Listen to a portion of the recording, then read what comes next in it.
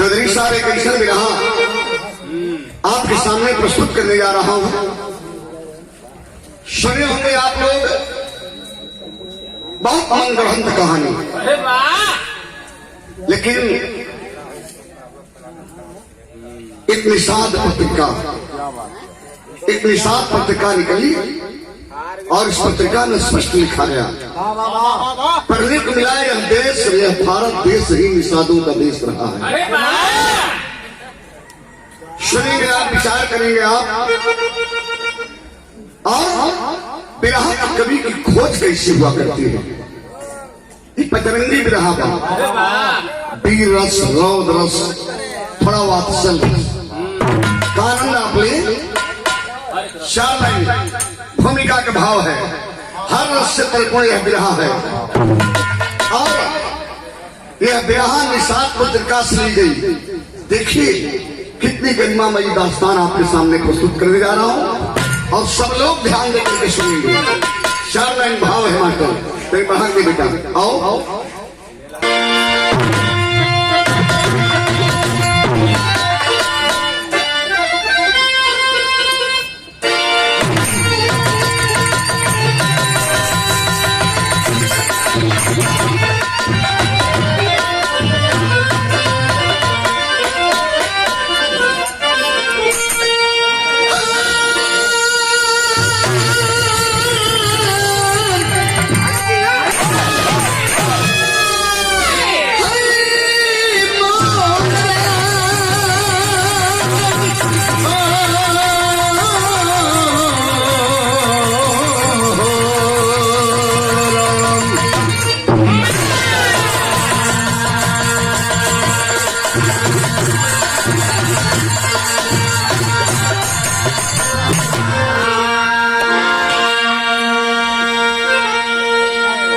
हमारे हीरोइन बड़ा मेहनत भी मारता है।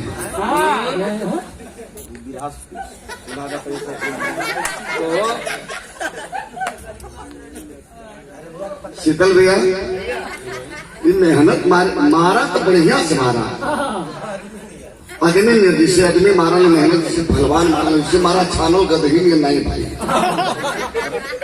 ठीक ना लगा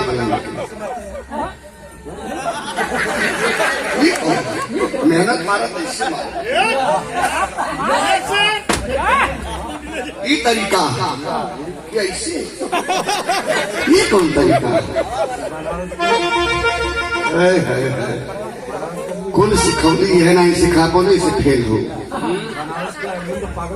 बनारस के दिन के आखिर में कोयला धोकर भी भूल छोड़ा, जहाँ यहाँ मल युद्ध का पुरुधा, वहां मेहनत मारे सिखाओ थे आप। हम जितना बढ़िया बचपन में लड़ी उतना बढ़िया दौड़ी स्पोर्ट में रही हम ना।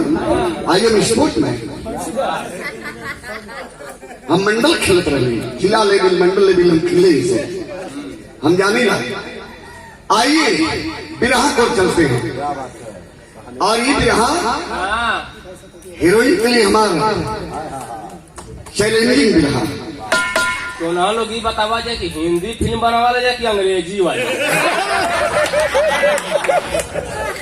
एकरे विषय में हमान के हेड ऑफ डिपार्टमेंट रामदास बाबूजी हो, जो आपके जीजा जी लगते हैं।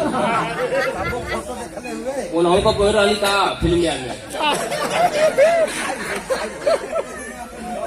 आज आइए 4 लाइन भाव देखना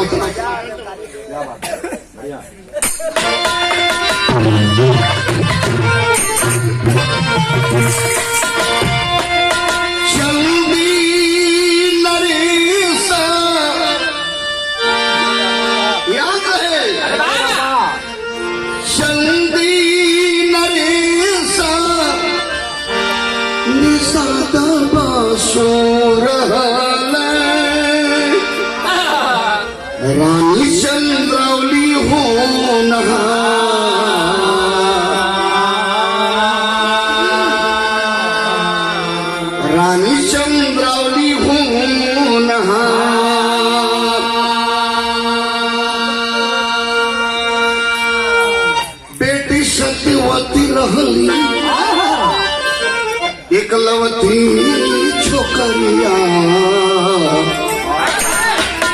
बेटी सत्यवती रहम एकलवती छोकरिया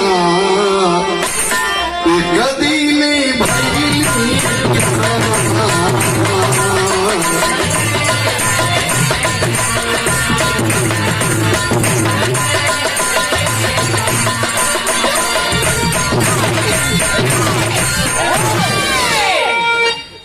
यही से कहानी शुरू हो गई। बढ़िया भैया निहुरा मत, जमाना खराब है।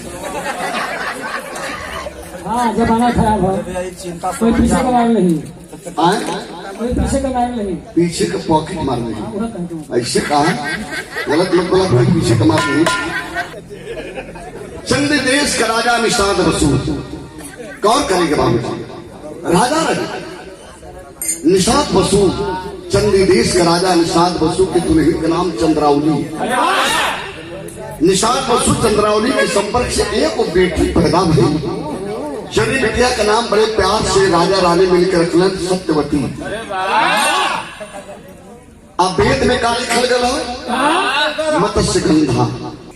लिखने वालों ने लिखा कुछ मल्लाह की बेटी का नाम था मत्स्य गंधा, जिसके शरीर से मछली की दुर्गंध आती थी। वह मत्स्य गंधा लेकिन नहीं बाबूजी, विचार करिएगा जो मैं बताने जा रहा हूं। उसका नाम निषाद ग्रंथ में उसका नाम लिखा गया सत्यवती। और सत्यवती राजकुमारी रही राजा निषाद बसु की बेटी, एकलौती बेटी। धीरे धीरे महल में 16 बसंत पार कही बिटिया रानी। लेकिन रानी चंद्रावती की कोख से दूसर कोनो संतान ना मिले। आज जब दूसर कोनो संतान ना मिले तो कहा फिर हमें कव्वाली निकल कर टोपी निकालो हमारी 1 नंबर वाली। क्या बात है, लाइए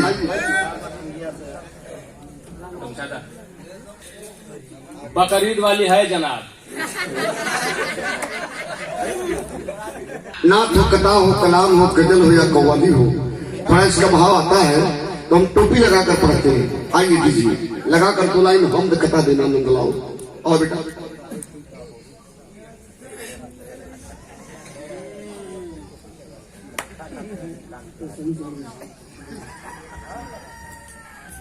बड़े बुजुर्गों का मैं एहतराम करता हूँ।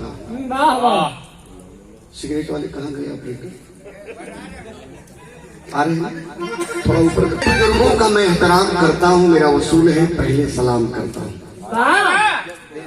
देते हैं दुआएं और बढ़ाते हैं मर्तबा, फिर बाद में बैठकर बड़े अदब से उनसे कलाम करता हूँ। आइए जनाब, अस्सलाम वालेकुम। वालेकुम अस्सलाम। खैरियत है जनाब? सुकून से हो? बिल्कुल। आदाब।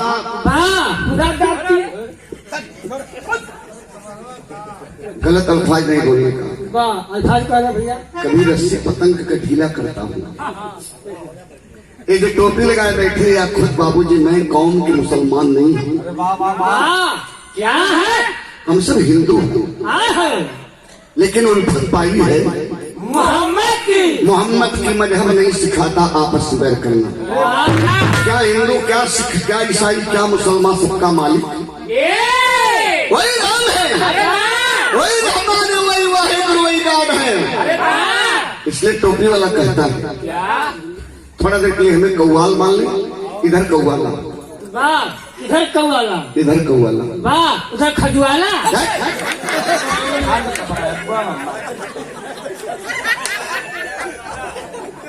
प्रेम भैया भी इसकी आदत गई नहीं। प्रेम भैया अभी कैलाश नाथ की आदत गई नहीं। ये मेरी हीरोइन इनको कह रहे कि उधर खजुआला, ये मेरी रेखा है। आप ऐसे बोले,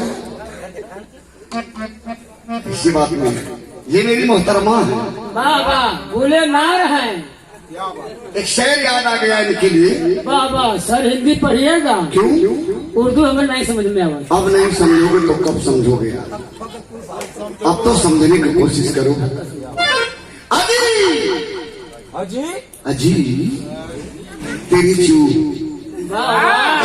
तेरी चू, अजी तेरी चू, तेरी चू, तेरी चू, तेरी चू, तेरी चू, तेरी चू, तेरी चू।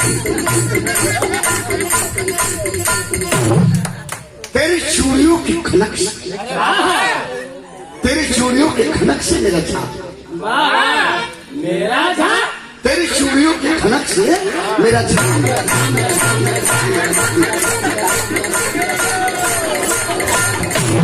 मेरा झांझर सा दिल टूट गया। तेरी चूड़ियों के खनक से मेरा झांझर सा दिल टूट गया। ओ माई डार्लिंग तेरी बू, तेरी बू, तेरी बू, तेरी बू, तेरी बू, तेरी बू, तेरी बू, तेरी बू, तेरी बुलबुल जैसी बोली थी मेरा लग, तेरी बुलबुल जैसी बोली थी मेरा लग।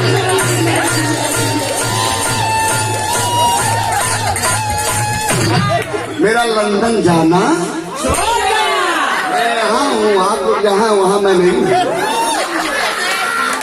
आप लोग जहाँ हैं वहाँ मैं नहीं हूँ, मैं तो यहाँ हूँ। तेरी चूड़ियों के खनक से मेरा झांझर सा दिल टूट गया। तेरी बुलबुल जैसी बोली पे मेरा लंदन जाना, मैं यहाँ हूँ। आप लोग कहीं और अन्यथा न कहें, अन्यथा और न लगावे।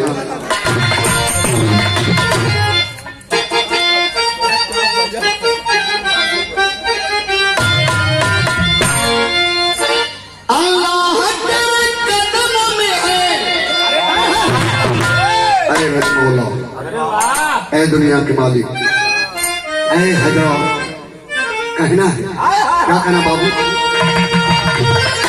अल्लाह तेरे कदमों में है सारा जमाना, हाँ सारा जमाना, मेरा का दीवाना हो,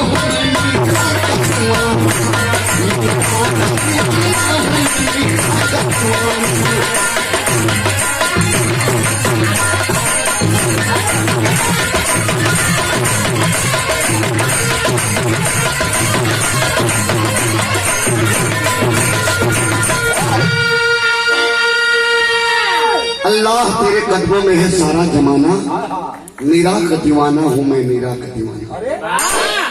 मेरा शरीफ, मेरा साह बाबा की बात मैं कर रहा हूँ।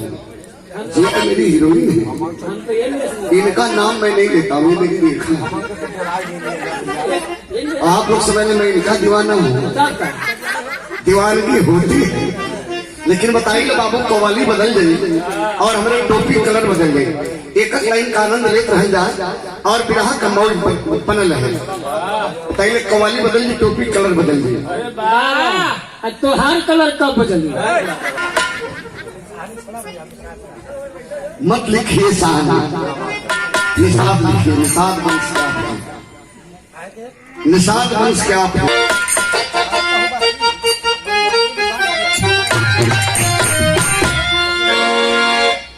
क्या बात है? अब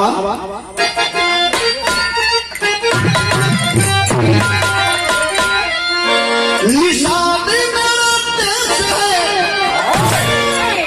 अरे निषाद मेरा देश है, अरे भारत का हूँ मैं वासी, अरे भारत का हूँ मैं वासी। मनवादियों ने दिया आधा काबा आधा काशी।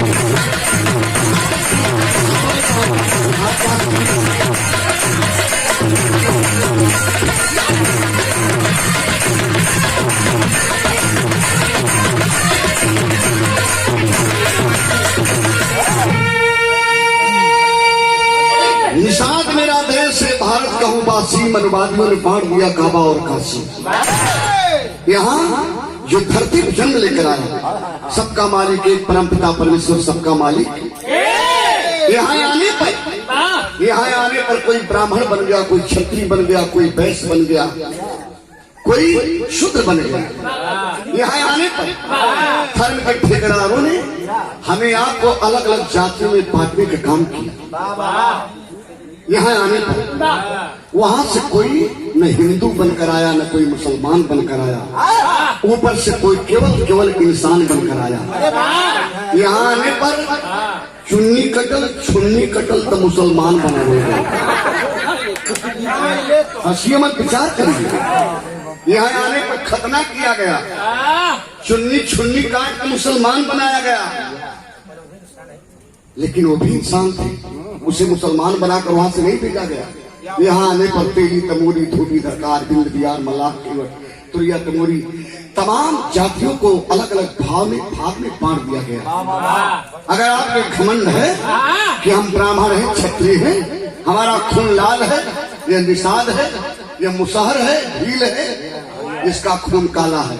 भैया ए धर्मेंद्र भैया सुना बात सुना, तो एक कटोरा में खून निकाल लीजिए ब्राह्मण क्षत्रिय का, और एक कटोरा में खून निकाल लीजिए मुसहर मल्लाह का, बिंद बिहार का, धोबी धरकार का, तेली तमोली मुसलमान का। खून का रंग दूसरा नहीं होगा, खून का रंग हुआ तो लाल होगा। विचार करने की बात बताने जा रहा हूँ। विवाह का बड़ा प्रश्न बात, शरीर का चकबंदी हो गई, चकबंदी ये शरीर का चकबंदी, एक सर के ऊपर ब्राह्मण और ये भुजा जौन हो, ये बॉडी मेन बॉडी, ये भुजा क्षत्रिय, और ओकरे नीचे जब पेट वाला हिस्सा ये बैस, जहाँ बांधला गैस,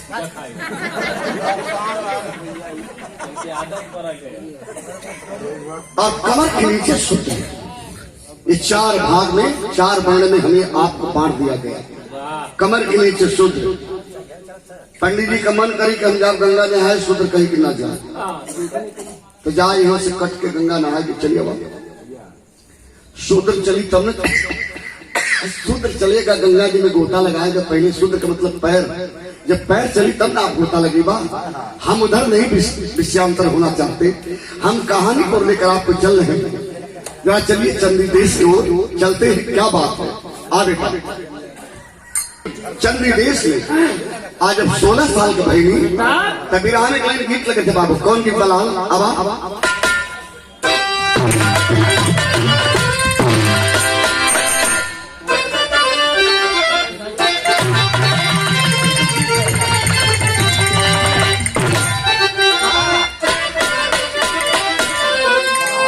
अरे सिर परी पगड़िया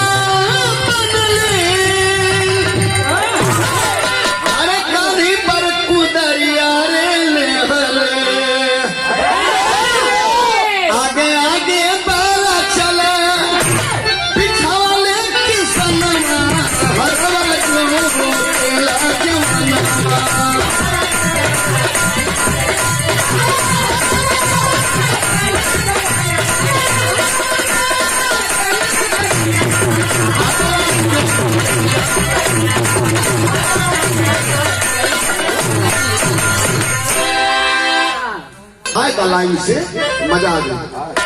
राजकुमारी सत्यवती निषाद बसु की बेटी जब 16 साल पार के लिए बीमार हो गई। महल में राजकुमारी बीमार हो गई। से राजा रहा करे यहाँ कौन हकीम डॉक्टर का कमी हो। बड़े बड़े हकीम डॉक्टर पै दिलन, लेकिन कोई ठीक ना कर बोला।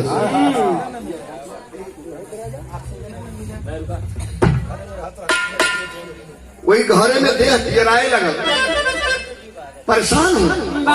कोई हकीम वैद्य डॉक्टर ठीक ना कर बोलस। अंत में एक वैद्य आया, कहा कि राजकुमारी को और हमें एकांत कोठरी चाहिए, वहां कोई नहीं रहेगा, क्यों राजकुमारी नहीं और मैं रहूंगा, तब इनकी बीमारी पकड़ूंगा।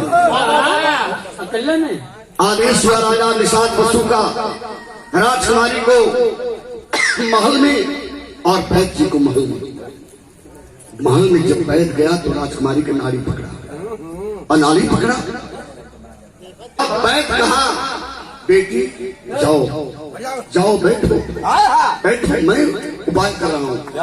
गया राज दरबार में, कहा जाने बना हुजूर निषाद बसु से, हाँ आपकी बेटी ठीक हो जाएगी। कहना कैसे, कोई इलाज आपने किया? कहा इलाज नहीं किया, लेकिन उपाय बता दूंगा, बेटी ठीक हो जाएगी। कहना बताइए। कहना आपकी बेटी को न कोई इलाज है, न कोई दवा है, न कोई महरम है, केवल नौका बिहार नैया पर बैठवाइए और नौका बिहार करवाइए। बिहार घुमाइए, नौका बिहार करवाइए। बन बिहार नौका बिहार बिहारी भी है। तो सोचबे के बाद पता नहीं किसी मल्लाह समाज में पैदा हो गया तो गौर करें बाबूजी को करण की नौका बिहार करवा दीजिए, बिटिया रानी सत्यवती ठीक हो जाएगी। तो राजा तुरंत आदेश दिए 7 सहेलियों 700 नौका 7 सहेलियों, हर नौका पर 7 सहेली होनी चाहिए और 700 नौका जारी करवाए और उसमें एक बॉडीगार्ड रहा जो राजा का मेन रक्षक रहा। कहना कैसे मैटर आओ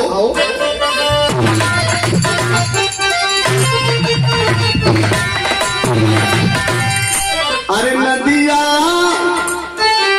के धीरे धीरे अरे नैया चले धीरे धीरे 16 बसंत मस्ती अरे चढ़ी जवनिया नैया के मनही नैया के मनही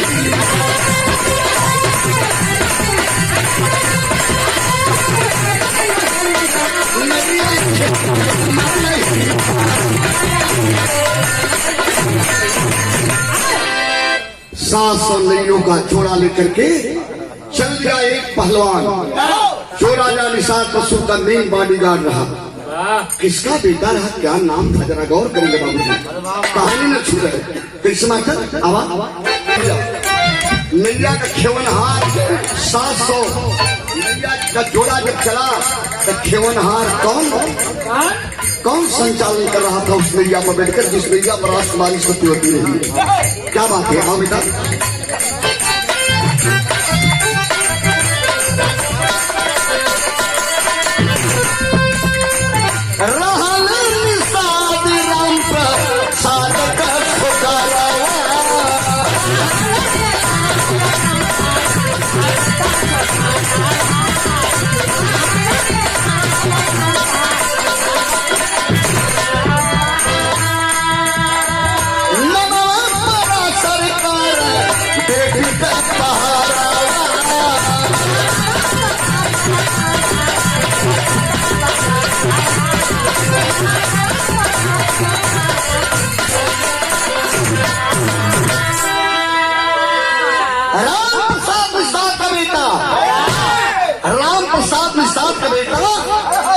हट्ठा कट्ठा पहलवान का नाम था पराशर पहलवान। पराशर पहलवान सारे नदियों का बॉडीगार्ड करते हुए जिस नाव पर राजकुमारी सत्यवती रही उस नाव पे बैठा था। कुछ दिन बीता, 1 महीना बीता, 2 महीना बीता, आज जब 2 महीना बीतल तो का भल बाबू तनिक और कर कैसे मास्टर अरे भाई कर भावाती अरे भाई कर भावाती सत्यवती कौन दुनिया नैया के मनही नैया के मनही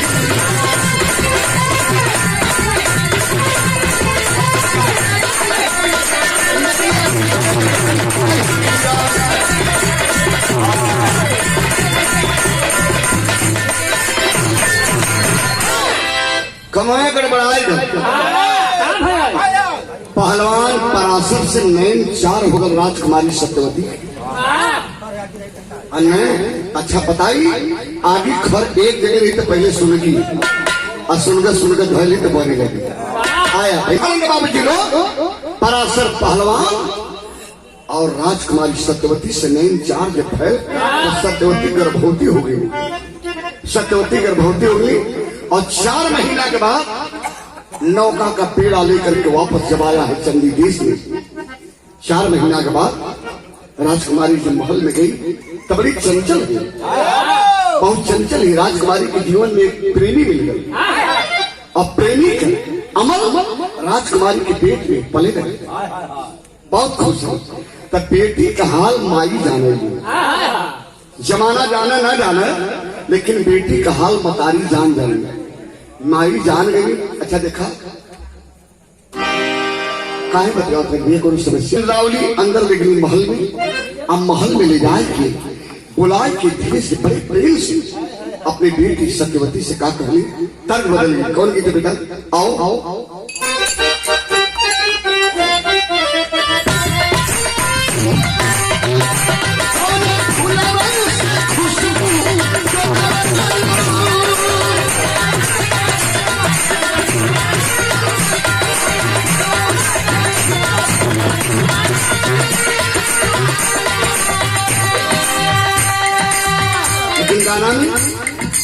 गाना बड़ी बढ़िया लाई है।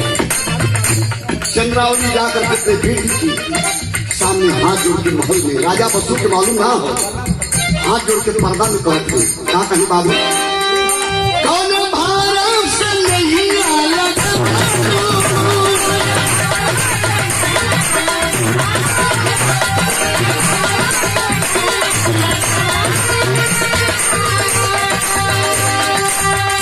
अपन फुलवा के पगड़ी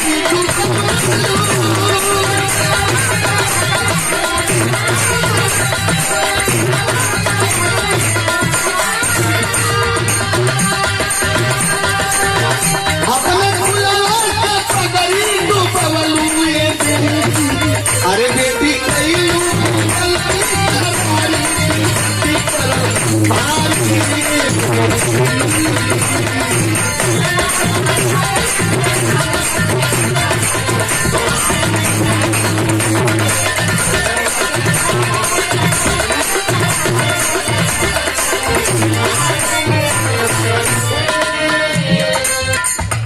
ऐसा करे के ना चाहते हैं अब कई रही तो कोई जाने नहीं, जमाना जान जा बेटी, लेकिन तोहर बाबू न जाने, तोहर बाबू न जाना कहाँ खाले उनके गोड़ बाहर पड़ गए तो के तंदगली की नौका बिहार करबो तो तोहर जिंदगी बन जाई।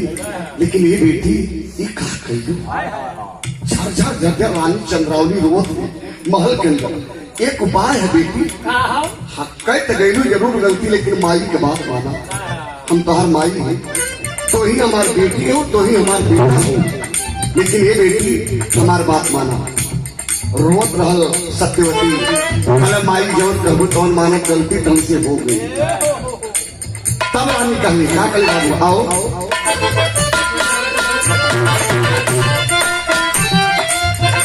अपने बाबू जी के चोरी किशोरदीप में जा,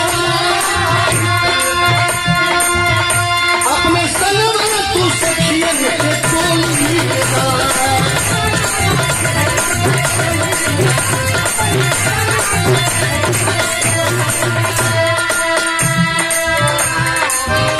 कोई नहीं है तुझे दम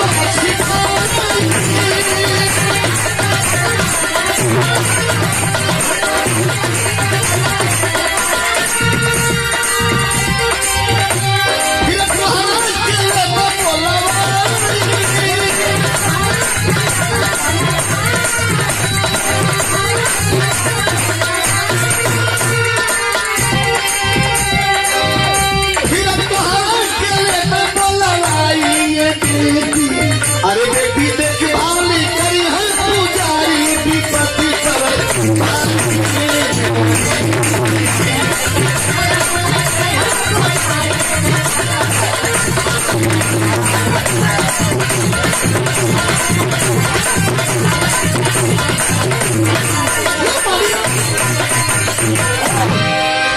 बेटी राजा के कानों कान खबर न हो, चलो हमारे साथ महामाया के मंदिर में चलो। किशोरदीप वही चंदी देश के टुकड़ा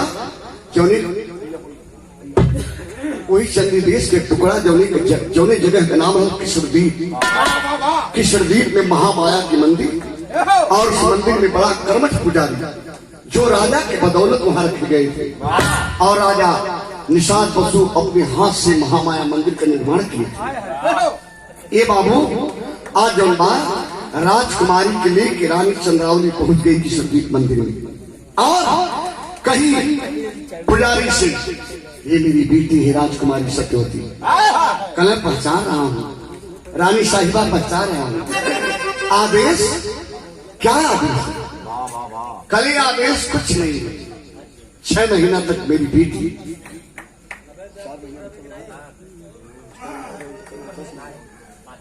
5 महीना तक मेरी बेटी आपके मंदिर में रहेगी और बेटी का देखभाल आप करेंगे। किसी पराये की नजर, बुरी नजर न मेरी बेटी के ऊपर पड़े। और जब ही 9 महीना पूरा होगा हमारे बेटी के तन से पेट के अंदर, गर्भ के अंदर बच्चा पला है, वह बच्चा जब ही गर्भ से बाहर होगा अपनी बेटी सत्यवती को मैं महल में बुला लूंगी और बेटा का क्या होगा मैं आपको बताऊंगी। ये बाबू वही की सर्दी मंदिर में रख के राजकुमारी चंद्रावली चंदी देश में आ गई। यह राजा का पता ना हो। राजा तो सोचत हो कि हमारी बिटिया बढ़िया हुई तो महल में खेलत खाती। उनके का पता बा कि बिटिया खेले में खेल कही नहीं, राजा के मालूम ना हो। लेकिन धीरे धीरे 5 महीना का समय जब मंदिर में बीतल हो तो ये बाबू मंदिरमा में के पैदा भाई करी सा गौर करिए तर्ज बात निकल की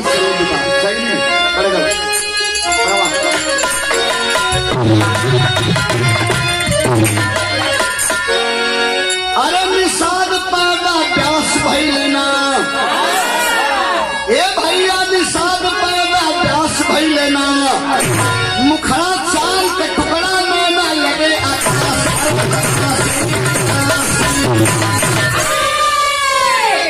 मुखड़ा चांद के टुकड़ा नैना लगी आकाश, निषाद पैदा प्यास भइलना। 9 महीना जब बीता तो सत्यवती राजकुमारी के गर्भ से व्यास जी पैदा ललाट संकट रहल। बड़ा सुंदर चेहरा, बड़ा खूबसूरत बेटा का जन्म हुआ। और महामाया मंदिर लग रहा था साक्षात महामाया आकर के और अपना आंचल उठा उड़ाए दे। बाबूजी व्यास जी पैदा हुई और मंदिर के पुजारी खबर दिया रानी चंद्रावली आई और आई अपार धन दे करके मंदिर के पुजारी को और उनके झोली में निषाद बच्चे को, अरे वेदों के रचयिता वेदों व्यास को बाबा के झोली में डाल करके राजकुमारी को लेकर के वापस महल में आ गए। बाबा बड़ा परेशान हुआ। उस समय निकुल थोड़ा चलता कि निकुल में भर के शीशे में निकुल धरा। आजकल के मेहरारू के स्तन में दूध होता तब वो स्तन नहीं पिया होती, निपुल पिया होती कि स्तन पियन लड़का खींच दिए तो ढील हो जाएगी। बारे जमाना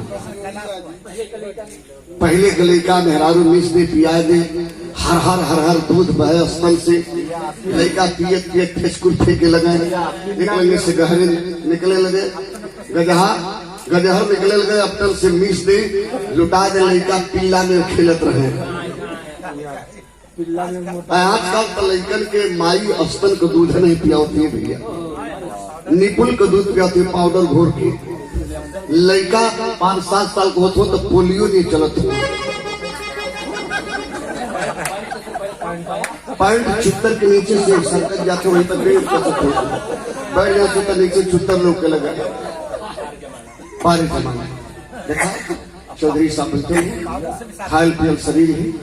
हमारे काशी बाबू को देखा खायल पियल शरीर है, तो लोगों के खायल आजकल अनवय नहीं मिली। हर आदमी आजकल 200 ग्राम यूरिया खाता डेली। कोई के गैस बनत है, कोई के बीपी हाई होते, ये कुल होता। मंसूरियन तो आजकल ठेला पर चलता, हम और ना डालता थे पंचो। अपरंपार धन दे करके व्यास जी को मंदिर में छोड़ करके सत्यवती राजकुमारी आ गई महल में। आया 4-5 महीना भीतर पराशर पहलवान का हालत बताई का बड़ा। स्वर्गीय राम देव एक गीत के गाँव में लगा दे बेटा था, कौन गीत था?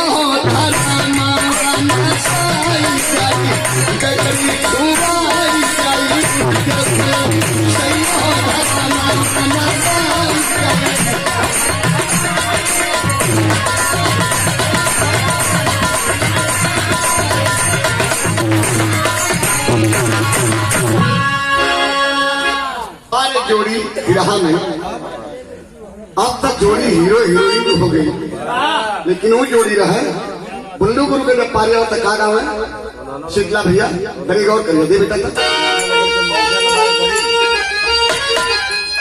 सुन के अरे सुन के लड़ाऊ की कचौड़ी गली सुन गयो मिर्जापुर के खैया कचौड़ी गली सुन गया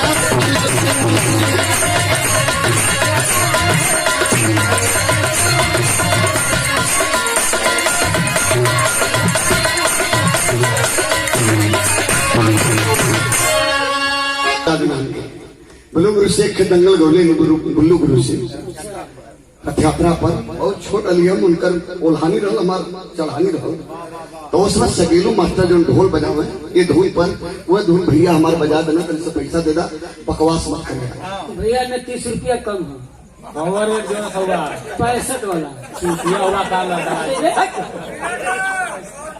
दारू करे थका तोरे नजर में उस शरीर दारू पिए लोग इस समय घी का काम करते पूरा फटा लगा घबरा हमानों के मन करके देखे कोई तोके लेके ये बड़ा झंखत है साथ निभा दिला 35 साल आया भी बकवास कर रहा तो गुस्सा बना रहे अब राजिन भैया अगले पितर पक में जम गाया बैठा दे चुपड़ा फालतू बैठ जाए तर्क रहा लेकिन विराम बड़ी बिजोड़ लाइन है पराशर पहलवान पागल हो गए 5 महीना राजकुमारी की रानी देखलन और वही किला के चारों तरफ घूमे किला के कुल लगे घूमे अब लौकी है तब लौकी है कब लौकी है कहाँ गई मन का हमरे चोर बन गई मनवे चुराए के लिए करे जो निकाल के लिए गई कैसे कहे मास्टर आवा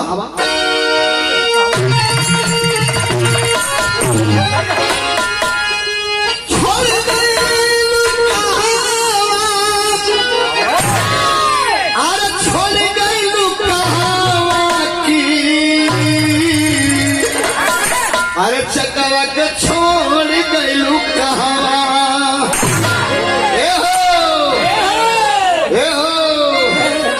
कदर दिखाई दे तुम चकवा के छोड़ गईलू कदर दिखाई दे तुम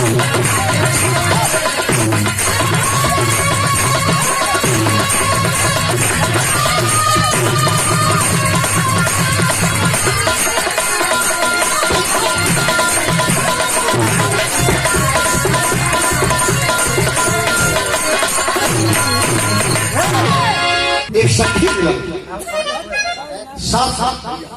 सात नैया जो चलत हो राजकुमारी के अगली नैया पर बैठल सखी जो मिलल कहला का हो भगवान कैसन पागल में घूमत हुआ कहला की राजकुमारी का बताई जेके चाहत हो मिलते नहीं हमार जनवे निकाल के लिए गई खाली ठटरी बचल है कल पागल हो गया हमार बात सुना हटाओ हटा एक बार हमको देख लो मरवा जान निकलो तो तुम बड़ा पीछे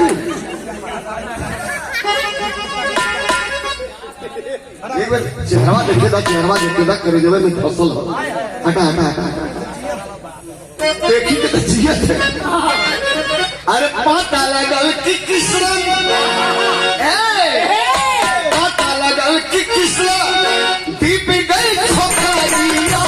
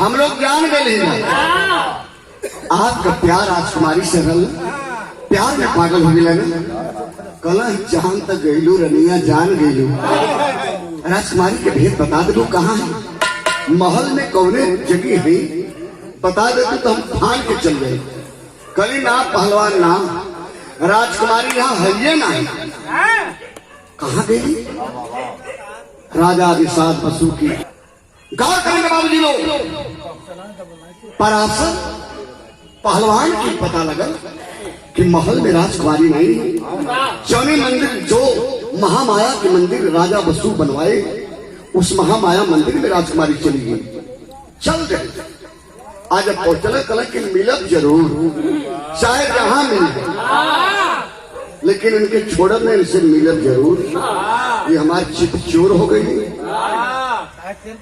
हर जाई हो गई हर जाई हम हर जाई आप हर जाई सकल संजा खाली मेहरारू हुआ ना हर जाई मर्दो हर जाई होना मर्द हर जा रहा होना कहा करेंगे बाबूजी लोग चल दिए पराशर जब वहां पहुंचते हैं तो मंदिर की पुजारी जी मिली जाकर के मंदिर जी की पुजारी को प्रणाम की हम पराशर पहलवान हैं चंदी देश से आया हूं राम प्रसाद निषाद का बेटा हूं राजा निषाद बसु का बॉडी गार्ड हूं पुजारी जी कलर की पहचानत है कभी हम जाते थे तो आप हमेशा दरबार में मिलते थे कभी राजा आते थे तो आप उनके साथ आते थे मैं पहचान रहा हूं पहलवान बताइए कैसे आना हुआ तब तक पराशर पहलवान धांस अपने पैर सर का पगड़ी उठाए कि पुजारी की पगड़ी पैर पर खड़ल हे बाबा खाली एक बार राजकुमारी के दिखाए एक बार राजकुमारी सत्यवती के हमके दिखाए दा तब तक जीवन नहीं थे प्राण एकदम संकट में पड़ा ओह पुजारी कहा कि ओहो देर कर दिए बाबू एक दिन एक रात पहले राजकुमारी सत्यवती यहां से निकल गई चली गई राजकुमारी सत्यवती की मां चंद्रावली आई और राजकुमारी को लेकर चली गई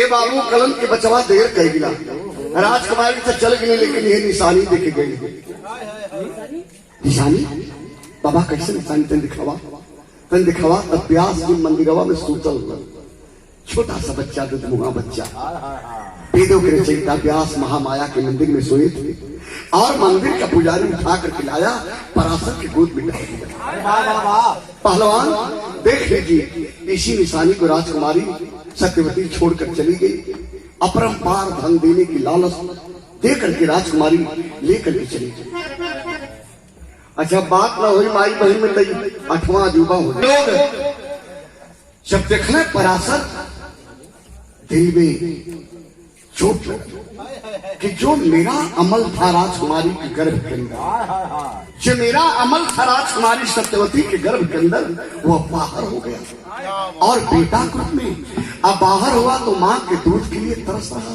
है माँ के दूध के एक बूंद के लिए तड़प रहा है मेरा बच्चा आज महामाया मंदिर में ये मंदिर के पुजारी देखभाल कर रहा है हाय हाय हाय हाय मन में पराशर पहलवान के अब यह बैराग है अब बैराग जब जागल तो छोड़ दो वो माया को छोड़कर करते जब आप आओ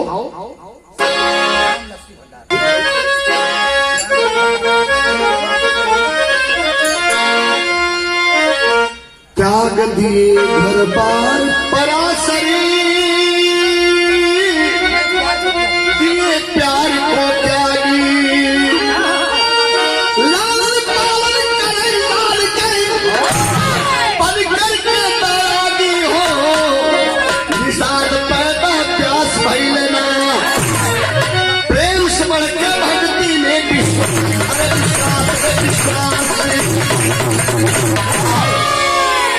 त्याग दिए घर द्वार पराशर दी प्यार को त्यागी लालन पालन करें लाल के बन करके बैरागी साथ पैदा प्यास भी लेना प्रेम से बढ़ के बा भक्ति में विश्वास लीन हो गई महामाया मंदिर में भक्ति में और आत्मा का लकीर जब परमात्मा से लगल तो घर द्वार माई बाबू प्रेम पति सबको छोड़ दिए पराशर। आज अब वो पराशर छोड़ दिए तो कल का पराशर पहलवान आज पराशर मुनि बन गए।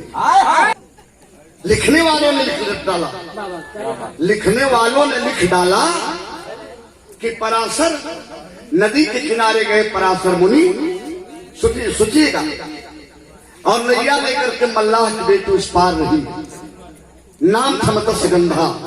नैया बुलाए, नैया लेकर जब इस पार आई मत्स्यगंधा तो उसे देख करके पराशर उसकी सूरत पर मोहित हो गया। और मोहित जब हुआ तो नैया से कहा कि बेटी उस पार कर दो, और उस पार जाए लगे तब मोहित जब फैले तो कमंडल में से जल निकाल के एक बार मरले न मत्स्यगंधा से सुगंधा हो गई, उनका शरीर सुवर्ण हो गया। लिखने वालों ने लिखा है, बता रहा हूं। मन जब तरी से और पराशर का पौरायल तो मालूम का तीसरी बार जल उठाए कि जब मरलन तो जो 8 साल के बच्चे भी 18-16 साल पार कर गए, जवान हो गए। और ओहू पार का आदमी देखत हुआ, एहू पार का आदमी देखत हुआ। तो चौथी बार जब कमंडल के जल निकाल कर मरल तो कुहरा आएगा। वो नवो पार कलो का नए पार कलो के विषय में नैया, और नैया जब बहे लगल नदिया में तब 5वीं बार जब कमंडल का जल उठाकर मारे तो नदिया में सिवार आएगा, काई आएगा, वही पर नैया टिक गई। और वही पर नैया टिक गई तब पराशर संभोग कैले सुगंधा के संगे, तब व्यास जी पैदा हुए। लिखे वाला अगर मिल जेते तो करी कुछ न बताई। कट्टा भोकल ना जला, कैलाश निषाद कट्टा से फायर कर जला, चाकू भोकल जला, और जनपा था न मरबा। गौर करिएगा बाबूजी लोग, पराशर मुनि बन गए, मन में बैराग हो गया, लालन पालन लगे करने व्यास जी का उस मंदिर महामाया मंदिर में। कुछ दिन समय के बीतल, जब कुछ दिन समय बीतल बाबू, धीरे धीरे व्यास जी जब दौड़े लगले, खेले लगले, पढ़े लगले, लिखे लगले, तब एक रोज हस्तिनापुर नरेश जानते कहां पहुंचे? चंदी देश में। और चंदी देश में जाकर के राजा निषाद बसु से कहे, क्या मेरे मित्र, सुनाओ कि आपकी बेटी बीमार चल रही है, आपकी बेटी को देखने आया हूं। कहे निषाद बसु की बेटी बीमार चल नहीं रही है, बेटी बीमार चल रही थी, अब तो बेटी हमारी ठीक हो गई। बेटी सत्यवती, हाँ बाबूजी, आओ आओ देखो हस्तिनापुर नरेश मेरे भाई संतनु आए, हाथ में लोटा का पानी लेके आई की खड़ी खड़ी। सत्यवती के जब सूरत दिखले राजा संतनु तो उनके पैर के नीचे की धरती खिसक गई। क्षत्रिय रह, राजपूत रहे, गंगा जी से शादी की थी, और वो छोड़ के उनके चल गई। एक लड़का देख के देवव्रत के गंगो चल गई, और वो क्षत्रिय रहे। जब देखे महल के अंदर निषाद कन्या को, कल कहो मल्लाह की बिटिया इतनी सुंदर, मल्लाह के घर में इतनी सुंदर परी, इतनी सुंदर राजकुमारी। लालायित हो गया, मोहित हो गया राजा संतनु राजकुमारी सत्यवती के ऊपर। हाल चल के पनियो ना पी पौला, पनिया लेके हाथों में ताकत हो, गनगन गनगन कापी लगल धोए देना, कल चल रहा हूँ मुंह धोले निकल गई अना तो घरवा बीमार हो गई न सुड़ी रहे तो बताऊ, अब तो मरी गए हइये नहीं बने, उनसे भी रहा हूं तो कोई बात बताऊ। बीमार हो गए ता गंगा पुत्र देवव्रत जाकर पूछे, पिताजी क्यों बीमार, क्या परेशानी है? कला बचवा का बताई, कहे में लाज लगत है, ना कहो तो मर जाओ। कहिए कहिए पिताजी, आपका बेटा गंगा पुत्र देवव्रत है ना, कहिए क्या कहना चाहते हैं, कहिए। कलम की निषाद बसु जो चंदी देश का राजा, उसकी बेटी एक नाम है सत्यवती, उसी से ब्याह करा दो बेटा, जिंदा हो जाऊंगा, नहीं कराओगे तो मर जाऊंगा। ऐसनो बाप भी धरती देख ले लगा। कैसन ऐसन बाप अगर आज की दुनिया में कहीं है कोनो बाप कि हमार ब्याह करा था तो लड़का लेके चैला जौन बा रेल दिया सो कहीं सो कि तोके मेहरारू चाहिए कि 4 मन चैला चाहिए। देख के तुरंत मुआ दियो तुरंत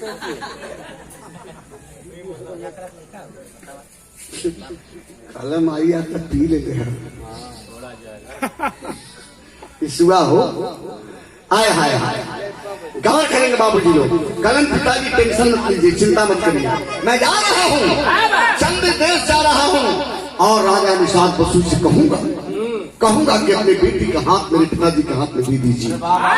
कहे देवव्रत और अपनी सवाल जब रखे निषाद बसु के सामने, निषाद बसु के सामने रखे तो निषाद बसु कहे बेटा क्या बोल रहे हो, तो गंगा जी का बेटा हो, गंगा पुत्र हो, क्या बोल रहे हो। अरे अपने लिए अगर कहते कि मेरी शादी अपनी बेटी से करवा दीजिए तो ये मुनासिब था, मैं करवा देता। लेकिन देवव्रत तुम अपने पिताजी के लिए कह रहे हो कि शादी कर दीजिए, ये कहां से हो सकता है। अगर कर भी देंगे हम, अगर कर भी देंगे तो हमारी बेटी के तन से जो बच्चा पैदा होंगे उसका तो कोई हिस्सा नहीं होगा हस्तिनापुर में, उसका तो कोई हिस्सा नहीं होगा। तब देवव्रत आजीर हो गए चंदी देश में और दोनों हाथ उठाए गंगा मुंह की तरफ और कहे कि गंगा का बेटा हूँ, गंगा पुत्र हूँ और आज प्रतिज्ञा कर रहा हूँ मेरे पिताजी की जिंदगी बचा लीजिए और अपनी बेटी की शादी कर दीजिए। मैं यह प्रतिज्ञा कर रहा हूँ कि आजीवन जिंदगी कुंवार रहूंगा, न शादी करूंगा, न मुझसे कोई बच्चा होगा, न उसका हस्तिनापुर पर अधिकार होगा। वही देवव्रत जब प्रतिज्ञा की तो भीष्म प्रतिज्ञा की, तब से उनका नाम पड़ा दादा भीष्म। हुआ क्या बाबू, फिर हम मेन पॉइंट आ गए। शादी तक करा देना, आज आप शादी करा देना, बोल बतिया तक काम ले बेटा, आओ दो तो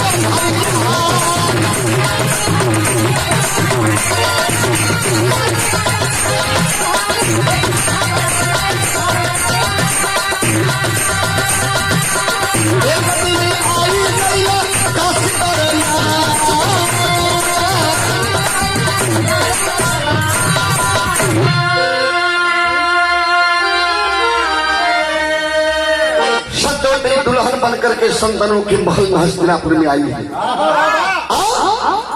जब मिलन हुआ बाबू, जब मिलन हुआ तो 2 बेटा पैदा हुए। सत्यवती के गर्भ से 2 बेटा पैदा हुए संतनों का बेटा। कौन कौन? एक का नाम चित्रवीर और दूसरे का नाम विचित्रवीर, अरे चित्रांगद। एक का नाम चित्रवीर और दूसरे का नाम चित्रांगद। दोनों बच्चे खेलत खात हस्तिनापुर के महल में जब जवान मिला तो वहां का सदिये न वाह वाह, वो का है खमलौर में फंसी में। खमलाउर का मतलब? खमलौर का मतलब ही माई मलाही बाबू राजपूत बाबू छत्री, छत्री आओ तो कहे माई मलाही, मलाह लोग क्या है कहे बाबू छत्री हूँ। कोई चढ़बे न करे। दादा भीषम देखत देखत एक दिन पता लगल कि काशी नरेश के 3 लड़की का स्वयंवर छोड़ दिए हस्तिनापुर और आए यही काशी नगरी में। आज जब यहाँ भैया तो देश के कोने कोने का राजा बैठा दरबार में। स्वयंवर में तीनों लड़की माला लेके खड़ी, तीनों कन्या काशी नरेश की माला लेकर स्वयंवर में खड़ी बर सुनने के लिए। लेकिन कहा भर तनी हरी देखा कैसे बात घर बेटा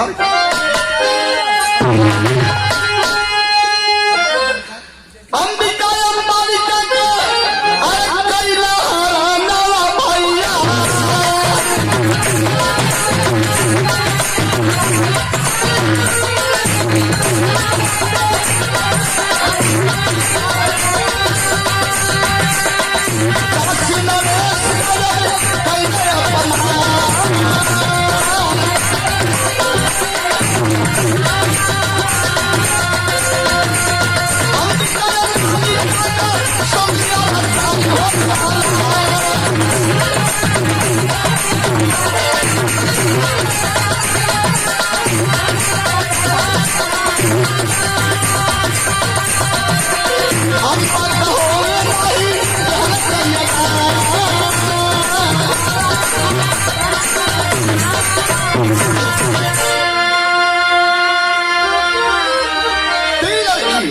अंबिका अंबालिका अंबा एक दरबार में घुसे और एक बाण मरना एक बाण मरना जितना राजा लोग रहना उनका सबके रथ का झंडा कट के धरती पाएगा। आज जब झंडा धरती पाएगा तब कालन किसी राजा के अंदर दम अगर हो तो दरबार से लड़की को ले जाए। लड़की ऐसी नहीं जाएगी, जो लड़ाई मुझसे करेगा हमें जीत लेगा वो लड़की नहीं जाएगा। मैं सबका नाक काट चुका हूँ, एक बार मारा हूँ, सबका नाक काट करके रख दिया हूँ। राजा कुलापन नाक तू कल हमार तो बचल है तोर कटल हमारो बचल है तो बगल वाला इनका डोट हो कल नहू का बचल है एक मिला कलम मर्दावा रहे हाई नकिया टोथ हो जा। अरे तीरन का नाक झंडा होला, एक बाण मरला सबका झंडा कट के धरती पे आएगा। रथ का झंडा काट के नीचे कर दिया और कहला दूसर का बाण मारी तो सबकर मुड़िए उड़ाई। राजा कला की जिंदगी रही तो बड़ी ब्याह कर जाएगी, बड़ा मेहरारू पावन जी। कुल राजा अपन अपन यहाँ गर्दन पकड़ना धीरे धीरे सर के लगना, सड़क के कुल निकल गया। काशी नरेश के तीनों कन्याओं को अंबालिका अंबा और अंबिका को रथ पे बैठाए और रथ पर बैठाए के लेके काशी नरेश से हकना हस्तिनापुर की ओर फर फर फर फर रथ चलता, झंडा उड़त हर हर हर हर। इसी सरवा पंजाब से मुर्रा लदली चलिए तो दुआई है हर हर हर हर लेके जात हुए। आए भैया वहां जब पहुंचले तो चित्रवीर और विचित्रवीर से अंबिका और अंबालिका दो के शादी कर दिले। अंबा रोवत रहल, हे दादा हम कोई से प्यार कर लिए, हम कोई के मन का मीत मान ले, दिल का देवता मान ले, हमें छोड़ दा, हमें छोड़ दा। कल कतई नहीं, कल न छोड़बा तो अपने संगे ब्याह कहला। जब कहले हम बात करने संगे ब्याह कहला तो दादा कहला कि हम ब्याह करें। हम बाल ब्रह्मचारी, हम प्रतिज्ञा किए, फिक्स प्रतिज्ञा किए ता जिंदगी कुंवारा रहूंगा, शादी नहीं करूंगा। आ तू करी के ब्याह कहला। तब कसम खाती है अंबा, बदन के जार करके छार कर दी और कही कि दादा एक दिन तुम्हारे मौत का कारण बन करके ये धरती पर जन्म लेके आई, जरूर आई और तुम्हारे मौत का कारण बन करके आई। गौर करेंगे बाबूजी लोग। अब तो यह अंबा जार के बदन के छार कर बढ़िया चलत रहा, ठीक चलता। लेकिन घटना हस्तिनापुर में का घटल तनी गौर करेंगे कैसे बात।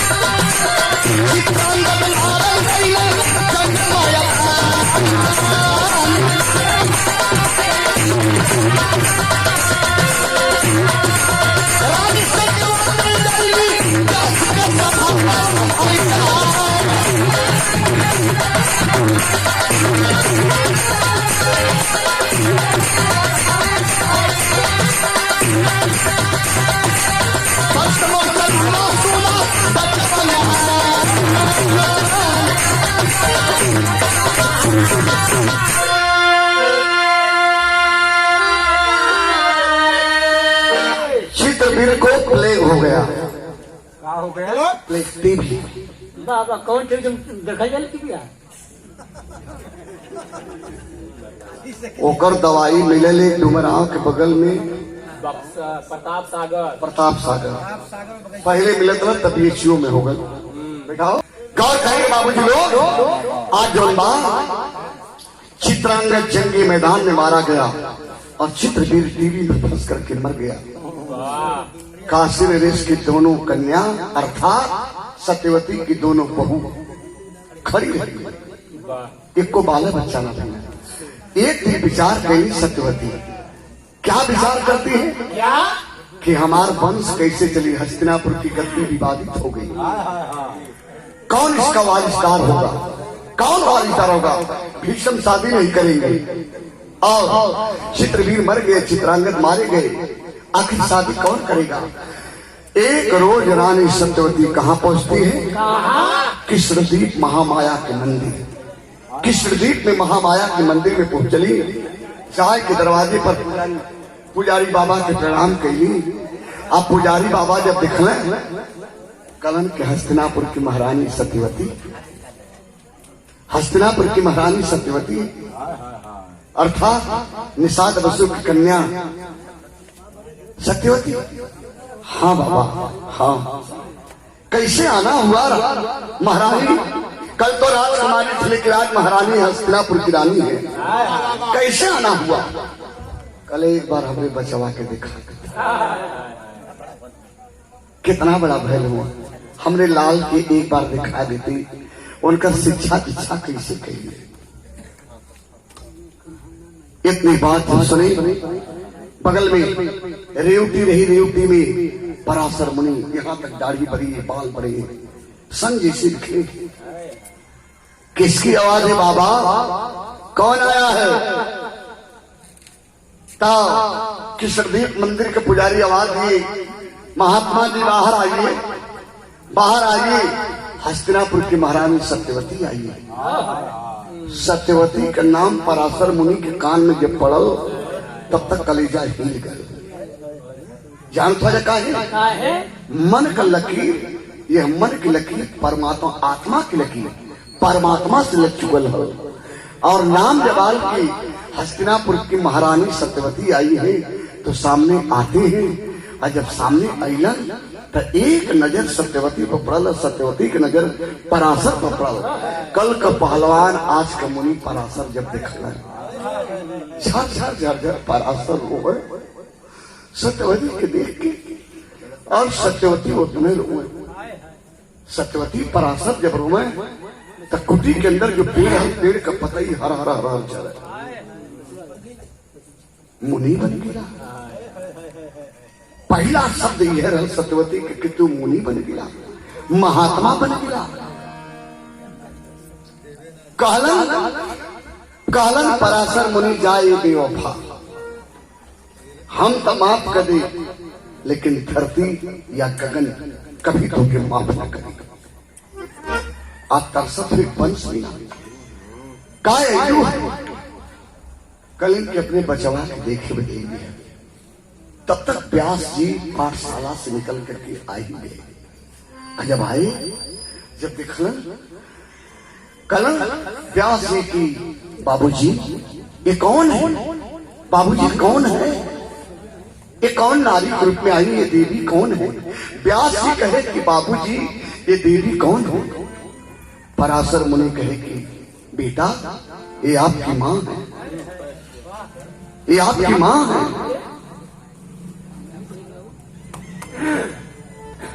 बेटा ये देवी जो है, यह देवी आपकी मां है, जन्मदायिनी जन्मदी है। खलन के बाबूजी मैं तो जिंदगी में आप जाना नहीं कि मैं किसके तन से पैदा हुआ, लेकिन इतना जरूर जानता हूं कि मेरे पिता भी आप हैं और मेरी माता भी आप हैं। क्योंकि आप मेरे दोनों का प्यार दिया मुझे। माँ का प्यार जब लेना पड़ा तो मुझे मेरे लिए आप माँ बन गए, और पिता का प्यार जब लेना पड़ा तो मेरे लिए आप पिता बन गए। तो मैं क्या जानूं कि मेरी माँ है। हाँ बेटा, हाँ व्यास ये आपकी माँ है। पैर छूते लीजिए, जा करके पैर पकड़ ली, माता प्रणाम। कैसे आना हुआ माँ, कैसे आना हुआ? रोए लगी झरझर झरझर आंचल फैलाए के व्यास के सामने। मतारी सत्यवती कहली, हे बचवा, हे बचवा, हम अपने वंश दे गई है। वंश के लिए? हाँ हाँ बेटा, हम अपने वंश के लिए आपके हम कली बचवा अपने वंश में जया ले। माई से कलन के हम कैसे वंश चलाई? कलम आई कली नाई बचवा तो के हस्तिनापुर चले गए। तू ही भाई तुम्हारा ना तो से छोटा, और दोनों भाई दुनिया में ना हो, बचवा इंतकाल हो गए, और दोनों का औरत ऐसे ही खड़ी है। हस्तिनापुर का कोई वालिस्तार नहीं है, मुझे एक वालिस्तार दे दो बेटा। चलो मेरे लाल, चलना होगा आपको। एक नजर माई सत्यवती के देखे व्यास जी, एक नजर पराशर जी के देखे। पराशर जी मन में गुणान करके मुड़ी से इशारा कैलन, सारा कलन कलन के जा मतारी है, जा। माई के आज्ञा जब बेटवा नाम मन लो, धरती पर पीटा कहावे के लायक नहीं। जाइए जा जाइए, जो माँ आज्ञा दे रही है उस आज्ञा को पूरा करिए, आपका धर्म है। लेकिन व्यास जी की जब आई हस्तिनापुर में, रानी सत्यवती कहानी में छुटे बाबू विराह में 3 मिनट और उस समय हमारे हो। आज जब ये कही तो कली बचवा दो दोनों तोहार भावा है, तोहार दो छोटा भाई रहना भावा है, मत देखा बचवा कैसो वंश चलाएगा। कल एक उपाय हो माई, वंश चल जाएगी, लेकिन लाज के छोड़ी कोई, हया शर्म के त्याग दे कोई। उन्होंने समझा दा कि बारी बारी से हमरे कोठरी में आवे, नग्न बदन हो के आवे, बदन को कोई कपड़ा न रहे। भसुर मनी है तो काम बिगड़ जाएगी, और नग्न बदन हो के तो कुछ हम काम कर जाते। तो पहले के गए अंबिका, लोग कह रहे बिकवा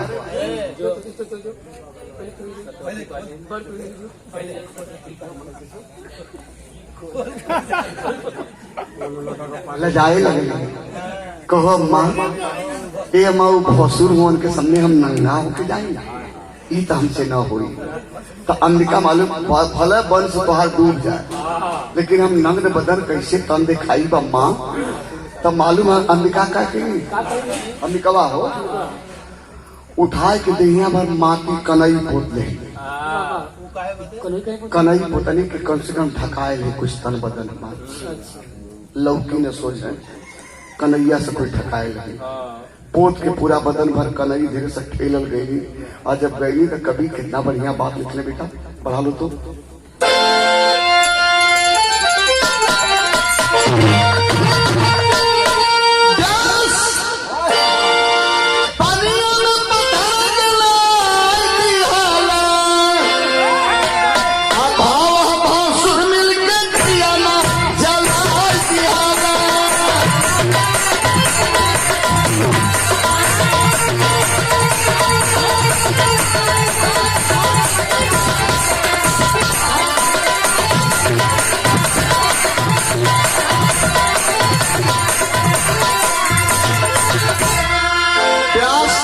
पनिया में पथरा गलाए देना, भसुर मिलके दिया ना अंबिका जन पूरा दिन भर कनई पोत के गली हिल, तो उनसे की पैदा भर अंबिका से पैदा भइले पांडु सलमिया, पांडु पंडुलडुल कनई में भर पोतले ही, तो उनसे जो लड़का पैदा भले एकदम पंडुलडुल। अब बारी आएगी अम्बालिका का, तो अम्बालिका कले की भले कुल बदन नंगा रही, लेकिन आँखी पर पट्टी बांधा, आँखिया पर पट्टी बांधा। तो हम उनके न देखा, वो भले हमके देखी है, चाहे जीवन मन करी तो करी है, लेकिन आँख बतावे अखिए में शर्म आया होली। अम्बालिका का अखिया पर पट्टी बांध के गई, तब कभी लिखा तो कैसे बाबू अंबिका से पैदा भइले पांडु सैलमिया, अंबिका से पैदा भइले धृतराष्ट्र जनिया। मालिका जब अखिया पर पट्टी बांध के गली तो उनसे जो लड़का पैदा बन दोनों आंखी के सूर काना नहीं सूर अखिया पर पट्टी बन ले जब पट्टी जब बंधल बात जो लड़का पैदा बन दोनों आंखी के एकदम आन्हर अखिए नहीं सूर रहो असर पड़ा उनका नाम धृतराष्ट्र पड़ा आज उन पंडुल उनका नाम पांडु पड़ा। अच्छा तो ये भैया अब माई सत्यवती मालूम है क्या कही आई दसियो वो खड़िए तो दसियो ठेल दे मारे भात हो पार हो गया लगने कुल ठेल कले जोरे हमारा लड़का हो जो जो जो जो जो जो जो ये दासी बहू के को लाज बा ओके कोनो लाज है नहीं खोल के नंग धड़ंग हो के एकदम कल हम का करबे का कर दसियो खड़िए रहलो सही बेसूत को होकर के दासी जब अंदर गई तो जानते उससे कौन बच्चा पैदा हुआ बजा बेटा वही दासी से आरोपी दूर के नाय बिहाला अब हवा सुन मिल के दिया जब आती हवा